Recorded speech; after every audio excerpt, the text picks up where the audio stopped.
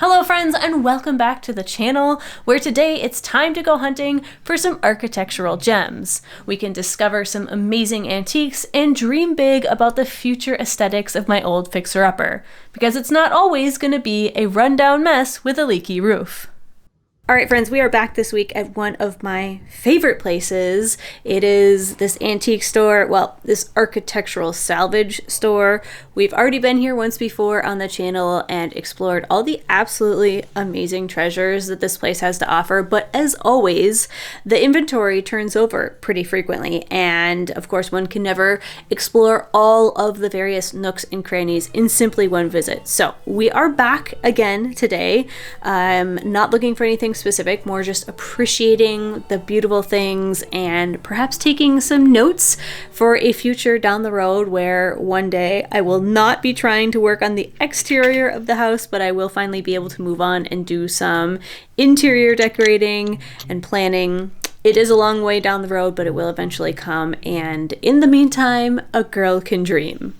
And ogle. There is a lot of ogling happening in this video.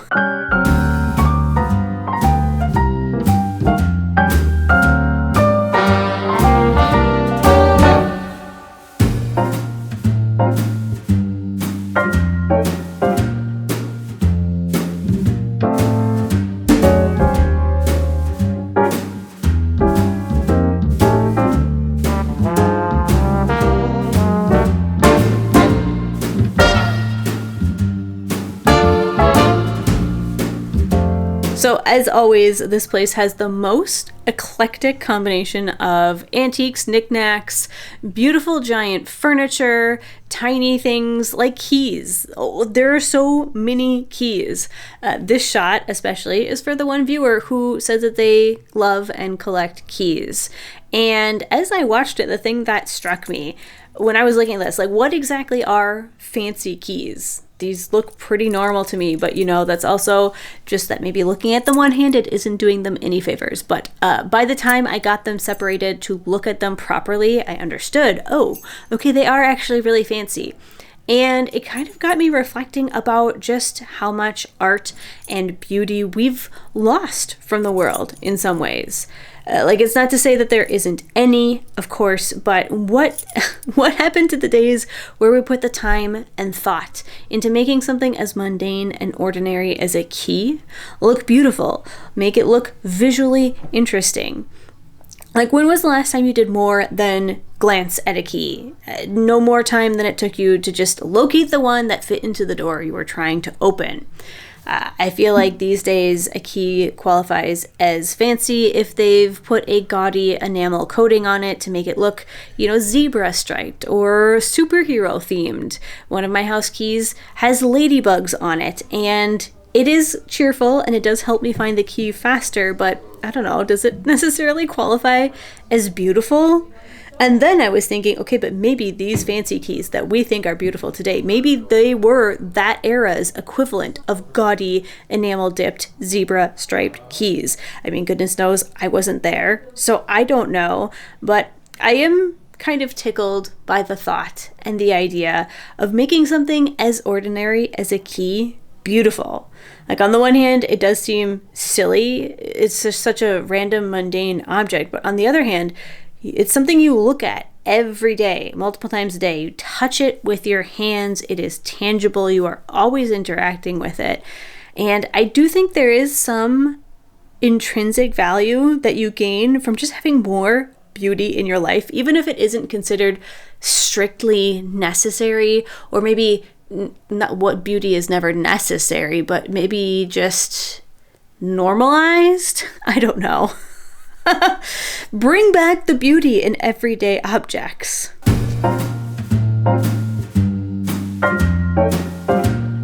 Also, what is it about these stores that make them all so incredibly quirky and goofy?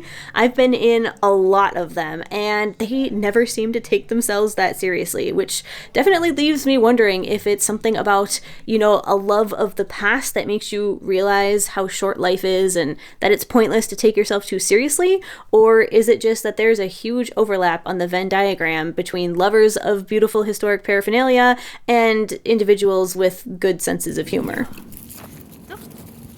Y'all know that Canal is the best fur baby ever, and that she's not only very well loved by me as well as by you, but she's also very well exercised, and as she gets older, I want to make sure she's getting the highest grade food, which is why today she's getting Sundays for Dogs, who's also the sponsor of today's video. Their fresh dog food is made from human grade ingredients without any synthetics or artificial preservatives, and gently air dried at low temperatures to really lock in nutrients and flavor. I'm feeding her their beef recipe, which has USDA grade beef as the main protein and a whole bunch of other healthy ingredients like blueberries, kale, and spinach. It's formulated by vets, so I know she's in good hands, and because it's air dried, it's incredibly easy to use. Plus, most important of all, Canal loves it. She likes it so much that I even use it as a high value reward in our training sessions. 4 p.m. means dinner time, means time for Sundays. Your dog deserves a diet as fresh and nutritious as yours. So if you want to make the switch to Sundays, you can get 50% off your first order using my link in the video description or my code right here at checkout.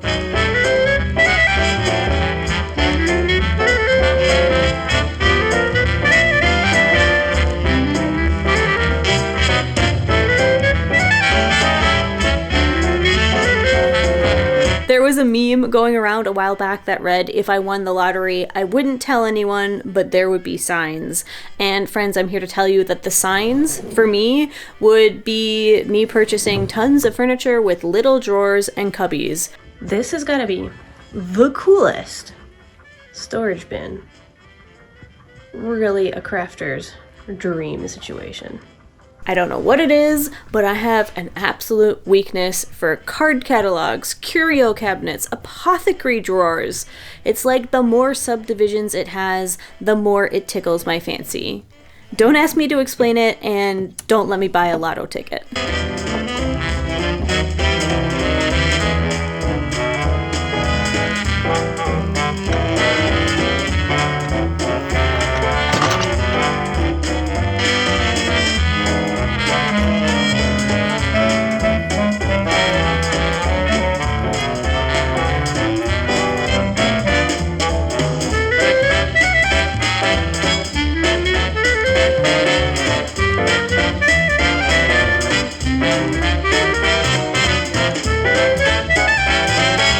Now, if you saw the first video from this store, you'll know that they have a giant and eclectic collection of vintage and antique lamps, from chandeliers to sconces to desk lamps, and you'll probably also remember that these accordion Edward Scissorfinger-esque sconces captured my heart and my imagination, and while I did not have the money at the time to buy them, they did continue to haunt my dreams every now and then, so I was happy to see that they were still there, taunting me with their beauty.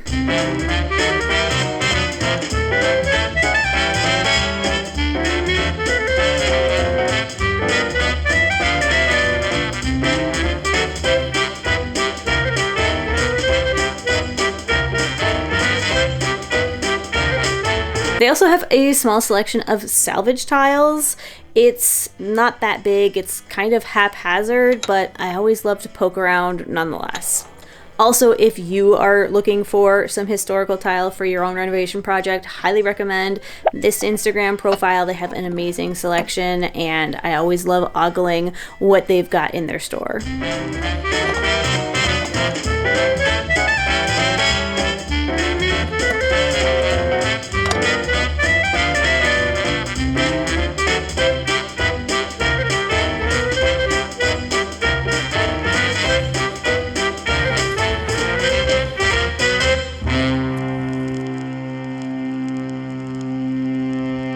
So I hope you really enjoyed that fun, albeit short, trip through what is one of my favorite architectural salvages of all time. I know some of you joined me for the first time that I went through it on the channel a little over a year ago at this point.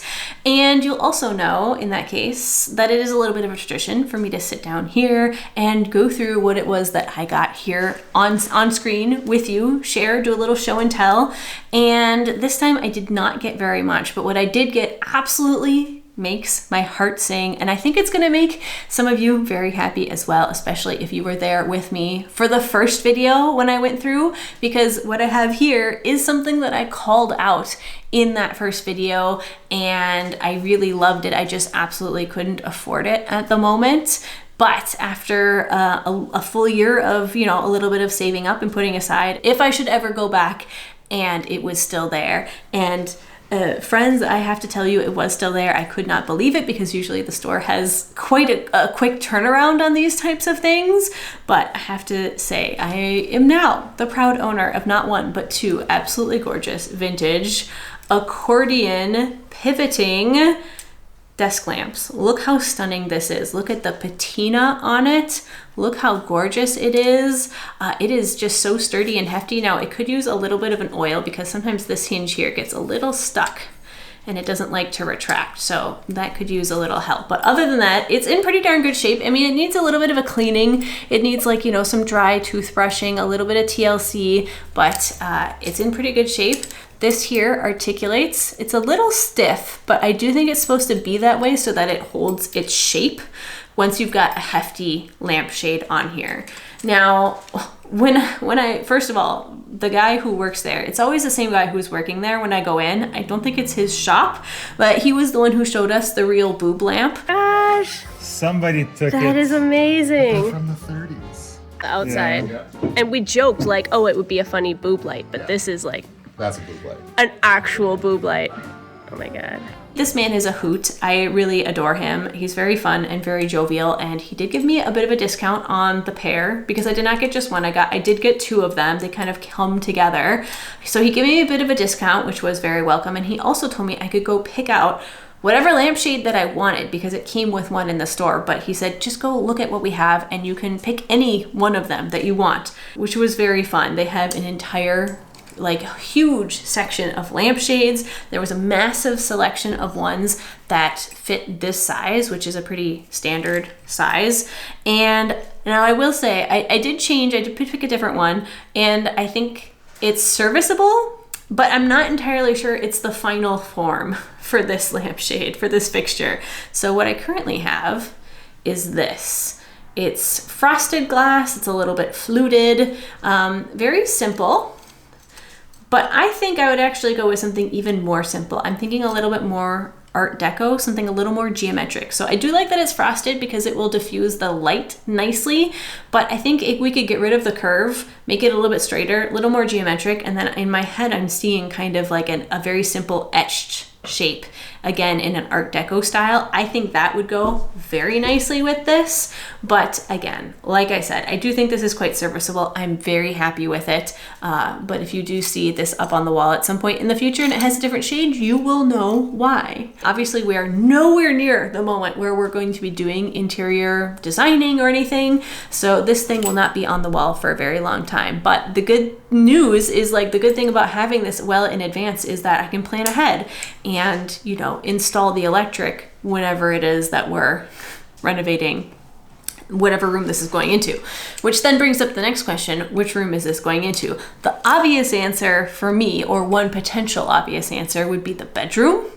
Because, you know, if you have two, which I do, one goes on either side of the bed, and then, you know, it lives kind of retracted, and then if you want to read a book at night or you want to do some sewing or some knitting, you just extend it, you pivot it over, you can adjust the head so it lights whatever you're working on, and then when you're ready to go to bed, you just, you know, push it in, swing it out of the way. It's perfect. Now, obviously, the one challenge with that is that the back of the bed is on a slanted wall, so, you know, we'd have to get a little creative to adapt this hinge right here to a slanted wall, but that is well within our capabilities. The other option that I thought of would be potentially the front parlor, depending on how it is that we end up redesigning it. I did consider briefly over the mantle in here, one on either side of the mantle. But I think that the accordion-ness of this would be very underutilized. It would be wasted here. I do think I want sconces on either side of the mantle, but I think they don't need to be, you know, telescopic.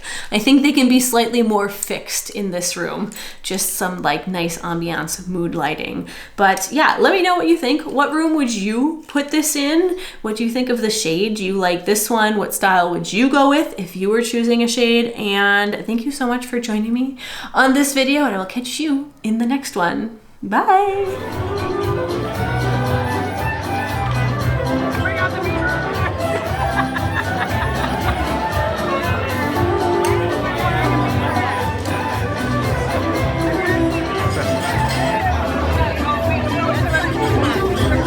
Attends, va se faire refroidir.